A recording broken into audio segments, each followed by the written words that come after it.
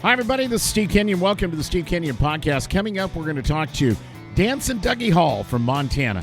Dougie's a really interesting guy. You might have seen him as the character Two Spears on the 1923 series that Taylor Sheridan produced and just completed. He's a saddle bronc rider. He raises bucking horses, good medicine bucking horses. He's very proud of his native heritage, as he should be, and he's a great influence on a lot of the people around him in his life, and we'll have a chance to talk to Dougie coming up. I want to say thank you to the people that sponsor the Steve Kenyon Podcast: Rodeo Life Magazine, Cubit Hay Company, M2 Ranch Jerky, m2-ranch.com. Order some great jerky today.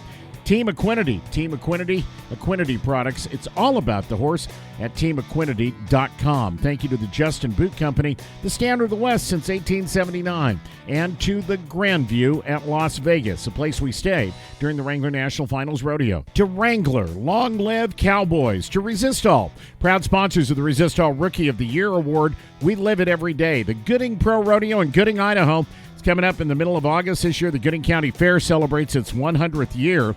Next Gen Rodeo, you can check out the Next Gen Rodeo app or Next Gen Rodeo social media sites for all the latest events that you can enter through Next Gen Rodeo. And, of course, the Cowboy Channel, our featured interview sponsored by Classic Equine and by Classic Rope. We're going to take a time out, and in just a moment, we'll talk to Dancin Dougie Hall about bucking horses, acting, and life. That's all on the way. This is the Steve Kenyon Podcast. Hey y'all, this is Cody Johnson. When I was starting out in music, most every radio station and venue I went to told me no.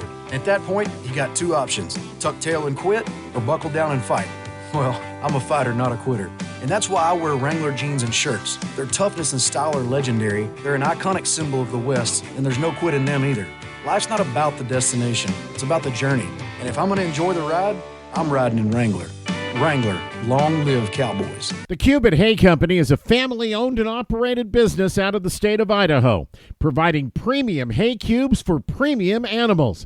Here's J.C. Neville from the Cubit Hay Company. Yeah, we have what we refer to as our regular size cubes, and that's about the cubes that you see mostly. They're about inch in diameter, that they're square. They vary in length, but then there's also a mini cube that we offer, and it's 3/4 inch in diameter. The Cubit Hay Company, cubithay.com. So I have an opportunity today to visit with a man who I have had a chance to get to know through the years at rodeos, introducing him as a competitor in the saddle bronc riding, now as a stock contractor. He owns a business called Good Medicine Bucking Horses. But he's a guy who I think I can say wears a lot of different hats. Dancin Dougie Hall, welcome. How are you? It's good to talk to you. Good. How you doing, Steve? Good, really good. So here's what I mean when I say that. Dougie, in the course of this conversation, we're going to talk about your recent very, very good appearance, if I may say so, and I'm not a movie critic, but I thought you did a great job in 1923 as the character Two Spears. And I want to talk to you about bucking horses. I want to talk to you about your family and your history and your heritage. And I want to start with this, and I want to get something that I know is probably still weighing on your heart right off the top. You recently lost your uncle, Mouse Hall, who taught you a lot about raising and breeding bucking horses. And talk about him a little bit. Yeah, Uncle Mouse, he was, my Uncle Mouse and my Grandpa Cap, my dad's dad, they was raised like brothers. And, my Grandpa Cap, he passed away when my dad was a little kid. And, so I never got the chance to meet him. So I just grew up hearing stories about my Grandpa Cap, just being a fun-loving guy, would never went anywhere without a smile, and rode bucking horses really good and raised bucking horses. In fact, he raised a couple that went on to the national finals when it was in Oklahoma City. And I just was a horse lover ever since I started hearing stories about Cap. And then, my family and I went through that car wreck when I was 14. I lost my mother, and I was fortunate enough that I had a family that my family all stepped in and helped out. But I was always, and my dad did everything he could. He did a hell of a job raising me, but all he could do is all he could do. And how can I say it? There was always something missing ever since I lost my mother. It was almost like I was kind of like a colt wandering around without the mare. And when I was about 20, 21 years old, I come home from college and I needed a job. And my Uncle Mouse and my Aunt Joy owned a trail riding business over on the park border in East Glacier Park, Montana. And I asked him for a job, and they gave me a job as a trail guide. And shoot, he become like my grandpa. I figured, how I say it is, I was the closest that my Uncle Mouse could get to his brother Cap. And Mouse was the closest that I could get to my grandpa Cap. And we really clicked, and we become best friends, and he become like a grandpa to me. You learned a lot about raising horses from Mouse. I think you and I talked a little bit when he passed away, and you learned a lot about just the horse business from him. Did you not? Yeah, no, he taught me a lot, almost just about everything that I know about the horse business, bucking horse business. He always told me, he'd like pointed like them.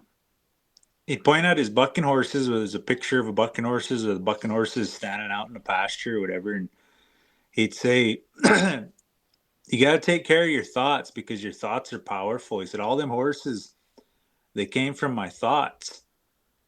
He had a thought of a horse of what he wanted in his mind. Then he went and put that mare and that stud together to make that thought come true. And when I was a little kid, I watched him take quite a few thoughts to the Wrangler National Finals in Las Vegas. Yeah. You got to take care of your thoughts because your thoughts are powerful. Write that one down. I like that. That's wisdom right there, I think, isn't it, Dougie? I think so. Yeah. Yeah. So let me ask you a little bit about, since we started on the family, and I promise I won't spend this entire interview talking about the sad moments of your life, but when you lost your mom, you were actually in the car. You and your sister and your dad and your mom were all in the car. You got hit by a drunk driver, and you were 14 years old. And Dougie, I watched 3 different interviews that I could find with you this morning, and in all 3 interviews, you said the same thing. You said, the one thing that I told her is that I'm not going to tell you goodbye. And in one of those interviews, there was a comment that in the Blackfeet language, there is no word for goodbye. Did I understand that right? Talk about that a little bit. Yeah. Yeah. So in Blackfoot, I think in a lot of native cultures, there's no word for goodbye. They say a form of like "see you later" or "until next time." And in Blackfoot, we say I hope I'm saying it right, is a "get a mutson," and that means "see you later" or "until next time." It's either one of those two work. Yeah, I think I said Blackfeet. I should have said Blackfoot. My apologies for that. You're one of those interviews. Whoever was talking to you got to talking about your Blackfoot name. I'm not even going to try to say it, Dougie, but it actually has something to do with horses. Yeah. So I didn't get my Blackfoot name until I was a little bit older, probably in my like early, maybe to mid 20s. Really? Yeah, and my sister Kristen, she got a hold of me and she said that her daughter, my niece Delilah, and a couple other, my couple of my nephews and stuff, they was just little, that they were getting Indian names. They were over at our chief, Earl Oldperson, our late chief. He passed away since then, but they were in town, and Chief Earl Oldperson was giving them Indian names, and they said, "Do you want to come and get one? I know you don't have one yet." And so I said, "Sure." And I didn't know, I didn't want to just go in and, I don't know, I guess get a random one. So I thought, well, who in the heck do I call to figure this out? And I thought, well, you call one of them elders. And I thought, well, who better than Mouse? Yeah. So I called Mouse up and I said, "Hey, Uncle Mouse, I'm going into town and Chief Earl's going to give me an Indian name. What do you think it should be?" And he told me, he said, "Well, my brother Doods Hall, his Blackfoot name was Crazy After Horses." He said, "And if there's anybody in this family that's crazy after horses, it's you." And he said, and I'm an elder of the family, and that was my brother, and I give you permission to use that name. I'll be So, darned. And yeah. and what say it? I said I'm not even going to try to pronounce it. It's a beautiful name. Say it. It's Matsuno Kometa wa Akima. That's why I didn't try to say it. So you're actually the second generation of your family to have that name. Yeah, the first one. I mean, I don't know if there's one before that, but the one that I know of, yeah, it'd be my Uncle Duds, be one of Mouse's brothers. Dougie, if there's anybody who I know who has taken the tragedy of something like losing your mom when you were 14 and been able to turn it into, as much as you can, something positive in the way that you affect your life, in the way that it affected your life, in the way that you deal with other people, and I mean this as a compliment, I think it's you. You have really tried. I watched one video this morning where you got into dealing with peer pressure. You don't drink, never have, and dealing with things like peer pressure and stuff like that.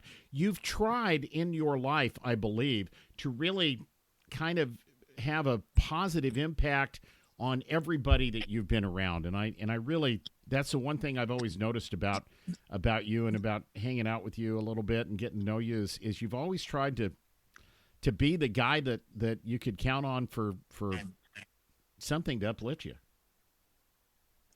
Yeah, no, I what helped save my life was somebody being, I guess, bold and courageous enough to share their story with me, and I found a survival guide in that story, and so I try to do that for other people.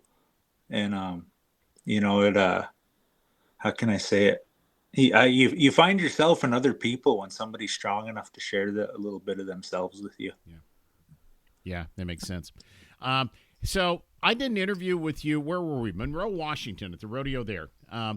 And you had a couple of horses out, and I did an interview with you about a horse named Brings Plenty, which the name goes to Mo Brings Plenty, the very very famous actor.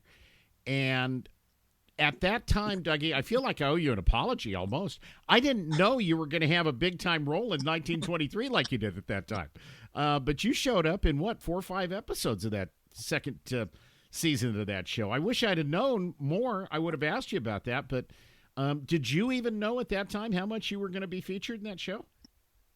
No, I mean, well, I kind of had an idea. Like, we shot, quite a bit of stuff, and I just, like, in the movie business, you don't really know what's gonna air until it airs. You know what I mean? Like, you could shoot however much, and then they'll only use whatever they kind of, just pick and choose whatever works the best. And yeah, you don't really know until you know.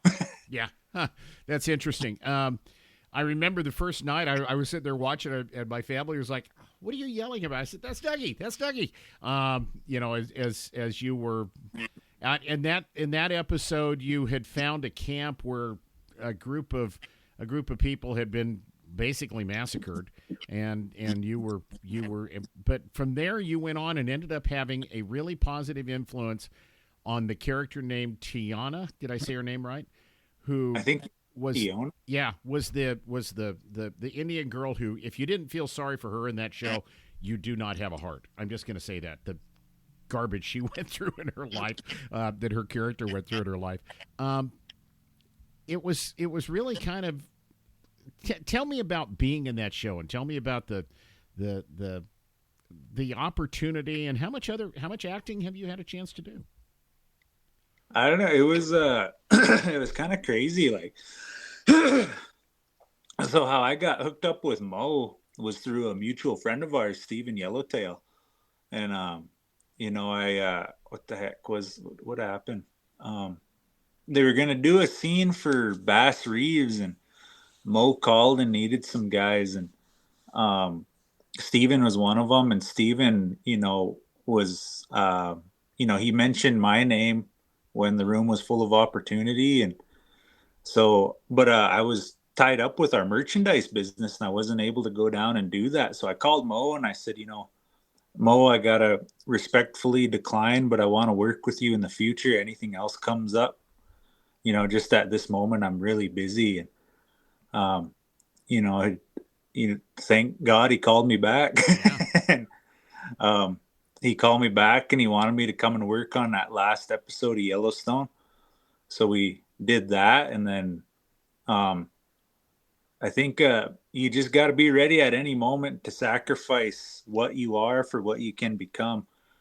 Because not long after that, Mo called me. He said, "Hey, do you think you could do some acting?" And I said,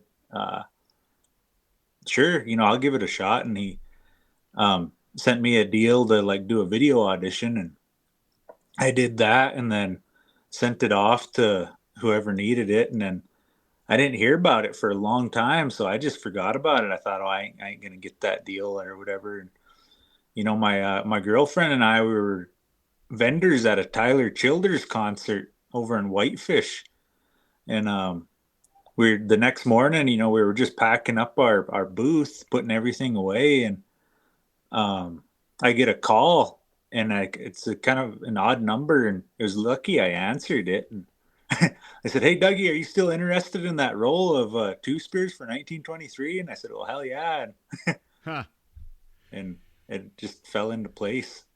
Sometimes I'm famous for, if I don't recognize a phone number, I don't answer it. I guess sometimes it's good to answer those things, huh? Yeah, every once in a while. Because at first I was like, I wonder if this is a scam. But then I was like, how in the hell would they know about Two Spears in 1923 and that kind of stuff? So yeah, interesting. Did you ever take any acting lessons or anything, Doug? No, I didn't. I think what helped me out the most was, just life in general, like the stuff that I've been through in my life. Like I've experienced triumph, I've experienced tragedy and everything in between up until, this point in my life. And I've been around the block a couple times, and that helped out. And then too, like starting the videos that I do on social media. Yeah. When I started doing those, it was like 4 years ago. And since then I've gotten pretty comfortable in front of a camera, and that really helped out. I think that was the main factor in helping me be successful in that role. How many times have you been asked, "Hey, did you get to hang out with Harrison Ford?"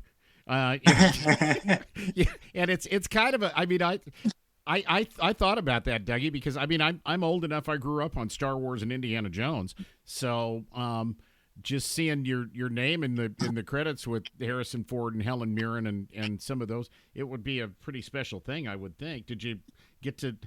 Your story was kind of different from the Dutton Ranch in Montana, so did you get to see or meet or hang out with any of those people at all? I didn't see I didn't see Harrison or like any of those guys that were like based in Montana until we got invited to the premiere of 1923. And so anyway, we my girlfriend and I, we went down to that premiere, and that's where I got to see like Harrison Ford and all them people and stuff like that. It was pretty dang cool. And excuse me. We he was there, and I wanted to go and talk to him, but he was just so busy. You know what I mean? Everybody was just kind of gravitating towards him, and I didn't want to go and like, you know what I mean, interrupt him and stuff. But I got to stand like, I guess, shoulder to shoulder with the with Han Solo. Yeah, well, there you go. It was a really, if you haven't seen it, I really love. In a way, I kind of like 1923 better than I do the other series, including, I probably shouldn't say that publicly, but I really thought it was a good series. Anything on the horizon? Anything else you can talk about that you've put your name in the hat for to have a chance to do a little work on the big screen?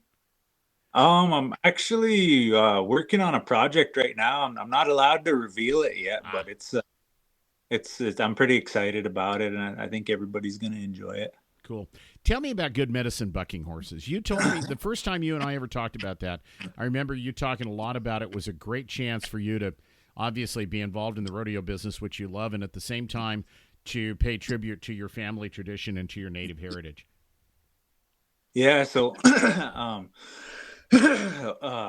when I first got started in the bucking horse business, I was just like I said, I was a trail guide for Mouse and Joy. And every morning after we'd get the trail horses in, Mouse would wave me into his office, and I'd go over there and we'd drink coffee, and he'd tell me stories about bucking horses, stories about him and my grandpa Cap. Just he was brainwashing me is what he was doing. And Yeah. Anyway, I was riding broncs at the time, and I loved riding bucking horses, but visiting with Mouse every morning, I fell in love with the breeding side of it, the raising of the bucking horses.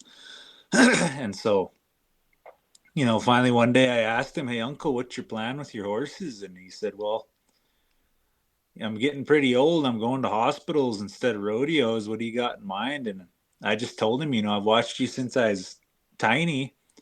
Build a horse in your mind, go put that mare and that stud together to make that horse, and make that thought hit the ground. And once that thought hit the ground, I watched you take it all the way to the Wrangler National Finals in Las Vegas, and I can't let that go. Will you sell me some? And he agreed to it, and that's where Good Medicine Bucking Horses started. And I didn't come up with that name until we'd had the bucking horses for a few years and had colts on the ground. And I always thought, what the heck am I going to call this thing? And I thought, well, you know what? Horses have always been good medicine to me.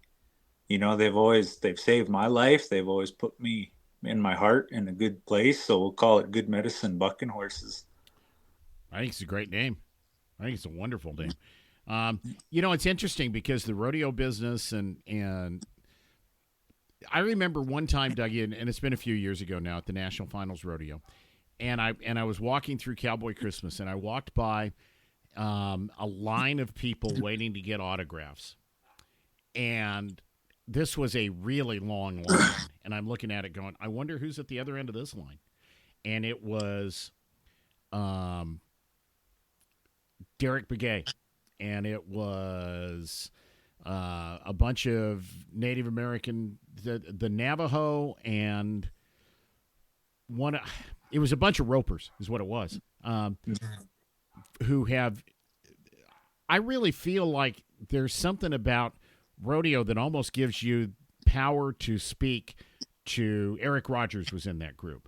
And it kind of gives you something that you can use as credibility to speak to kids who are growing up in does any of what I'm saying make sense? Because I really feel like the Native American athletes in rodeo that I have met have got a great opportunity to give back to their communities. How was that for a really long way of getting around to the question?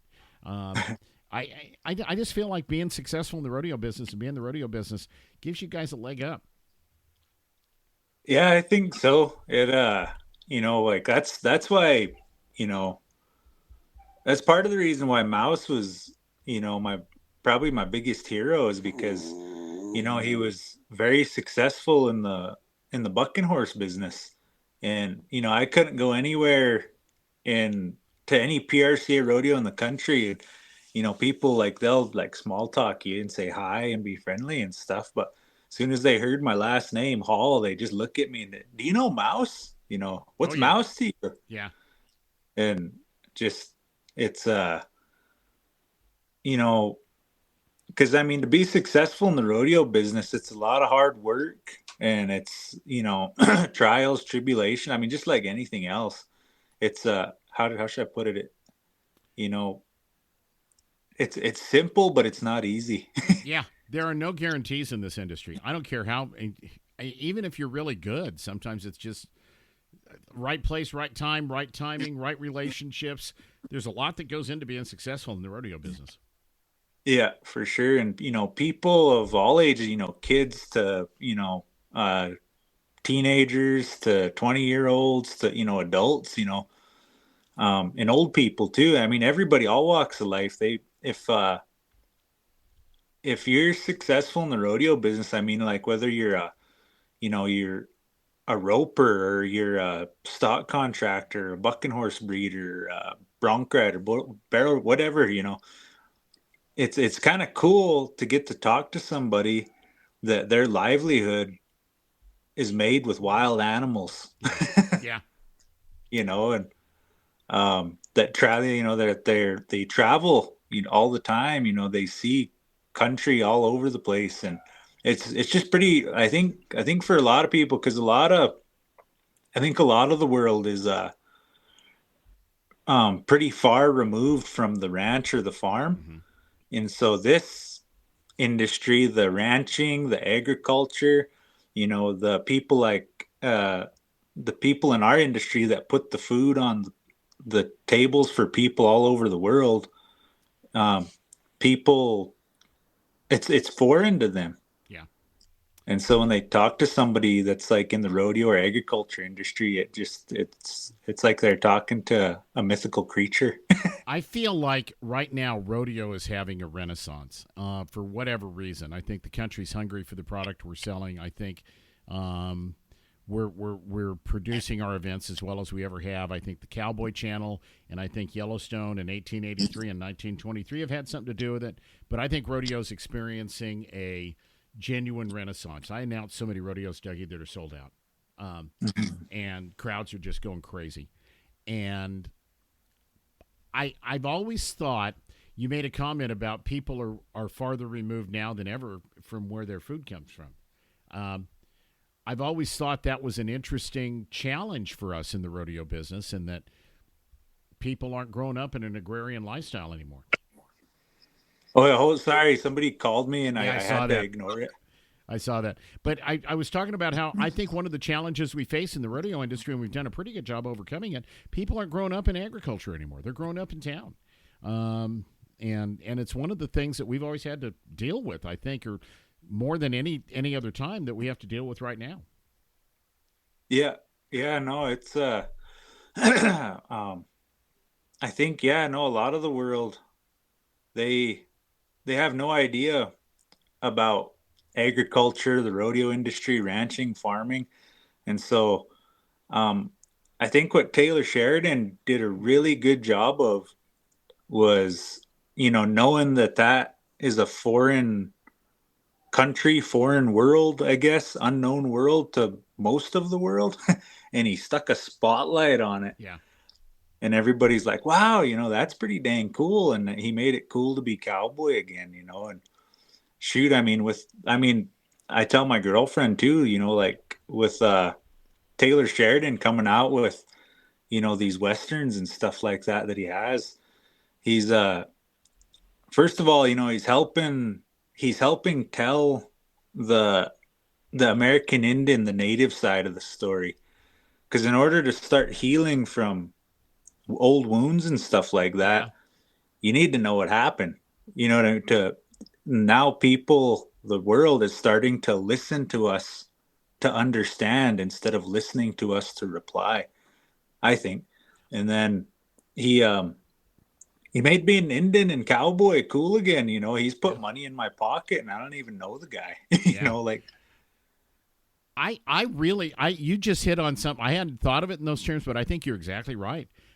He has portrayed um, what your ancestors probably went through, Dougie, in a different and probably more realistic light than anybody has in the movies for decades.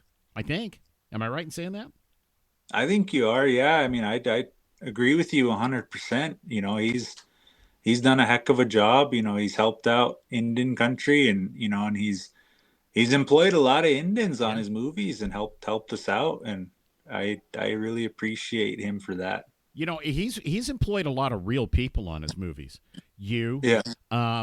the very first episode of Yellowstone I ever had a chance to watch, Kevin Costner was buying a horse from a horse trainer who just passed away, the great Bob Abela.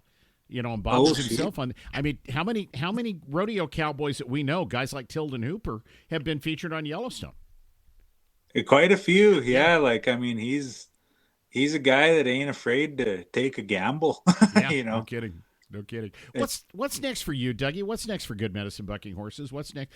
You've done so many different things. The videos that you produce, there's a lot of inspiration. There's a lot of motivation. There are a lot of good stories. What's next for you? So what I want to do, I want to go ahead and take advantage of the movie stuff if it, whenever it comes up, if it ever comes up again, I hope. But it if does. not, what's that? I hope it does, because then I can point at the screen and see I know that guy. So I really. Yeah. And besides that, you're very good. You're very, very good, I thought.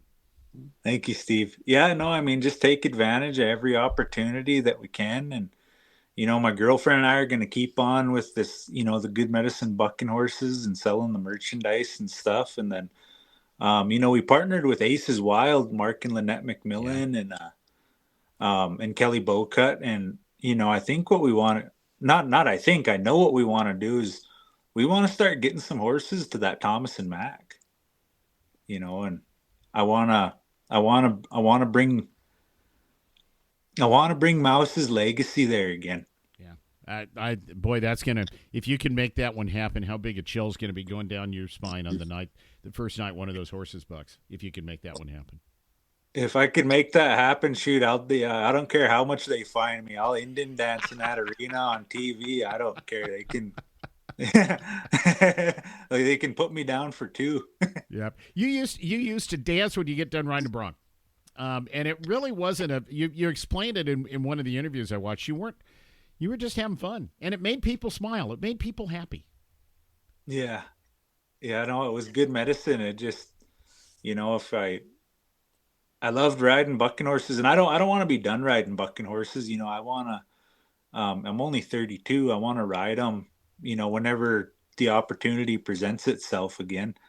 But, whenever I got done riding bucking horses, something that put, I guess, fire in my belly, and it made my soul happy. And I just start dancing Indian. And then it's just like everybody in the crowd, they would, whatever baggage they were carrying, they set it down for however long, and they cheered and war hooped and smiled and laughed, and everybody had a good time. Rodeos are supposed to be fun and entertaining.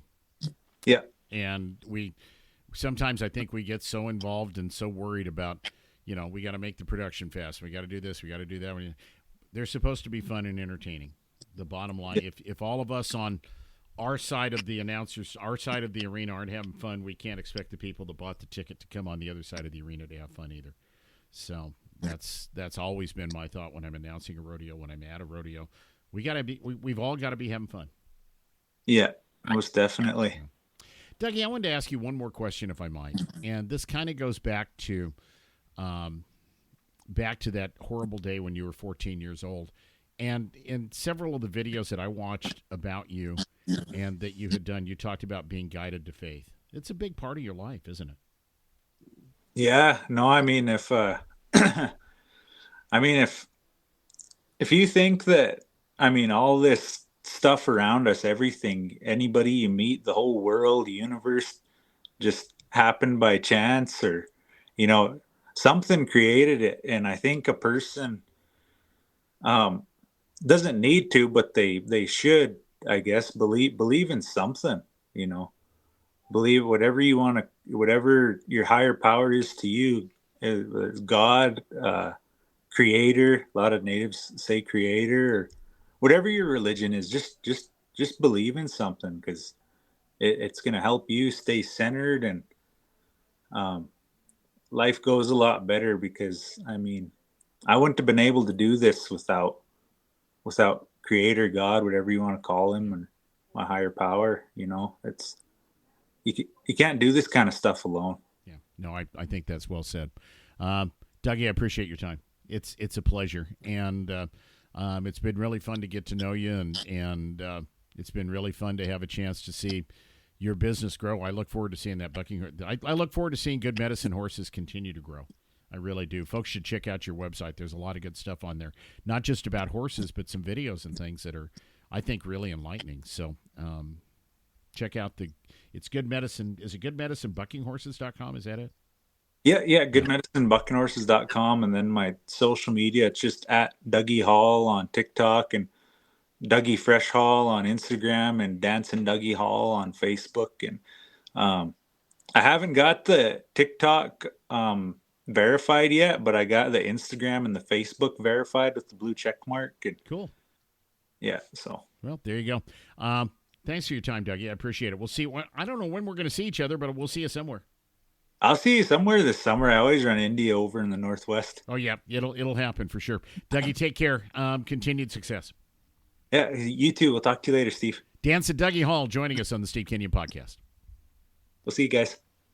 Thanks to Dancin Dougie Hall for his time. You can check out the Good Medicine Bucking Horses website and find out even more about everything that Dancin Dougie Hall's up to. I'm off on the road a lot the next few weeks. Cottonwood, California this weekend for their annual Mother's Day weekend rodeo. Miles City, Montana, May, 15th through the 18th for the world-famous bucking horse sale, and then Bishop, California for Mule Days. That's one of the great events. We're going to do a podcast about Mule Days next week because it is one of the most fun things that I do during the course of the year. World's largest mule show. That's coming up May 20th through the 25th. You can go to muledays.org and find out more. The Steve Kenyon podcast is sponsored by Wrangler. Long live Cowboys. Thanks to Next Gen Rodeo and to Classic Equine and Classic Rope, to the Justin Boot Company, the standard of the West since 1879, to Resistol, the proud sponsors of the Resistol Rookie of the Year Award, to the folks at Cubit Hay Company, online at cubithay.com, to M2 Ranch Jerky,